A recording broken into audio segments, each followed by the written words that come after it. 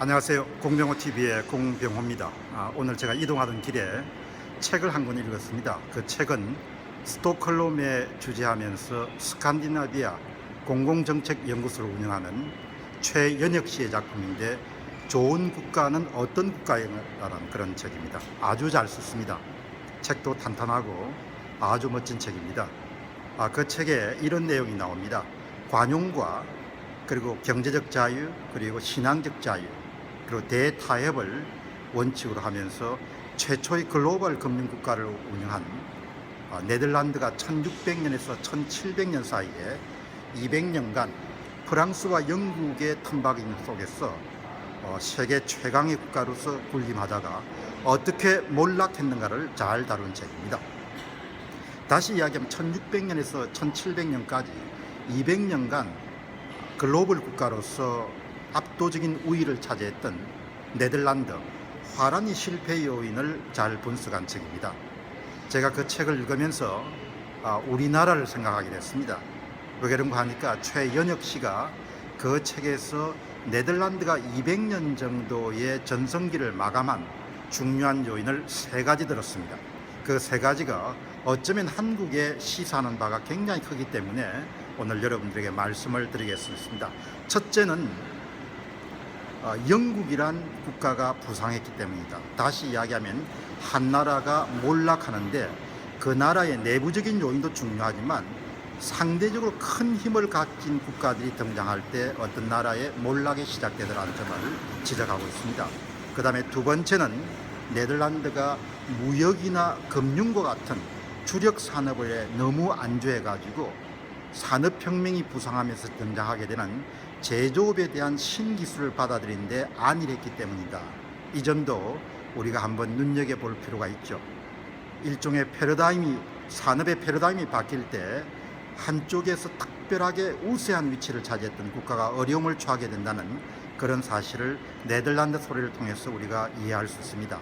그 다음에 세 번째는 변화가 왔을 때 강력하고 효율적인 그런 추진 체계가 있어야 되는데 네덜란드는 7개의 도시가 운영하고 있는 일종의 자율적인 연방제를 운영하고 있기 때문에 국가 통치 체제가 변화를 적극적으로 수용하고 대안을 제시해서 문제를 해결하기에는 너무나 역부족이었다는 것을 들고 있습니다. 여러분, 다시 이야기하면 3가지입니다. 첫 번째는 상대적으로 큰 힘을 갖고 있는 영국이라는 나라가 등장했고, 두 번째는 기존에 유지했던 무역이나 금융과 같은 산업에 비해서 제조업을 수행하는 데 느렸고, 그 다음에 세 번째는 효율적인 그런 정책 집행이 강한 국가 통치 체제가 부재했다. 이 3가지를 원인을 들고 있습니다. 여러분이 아시다시피 네덜란드는 1700만 명 정도로 운영되는 내수 시장이 작은 나라입니다.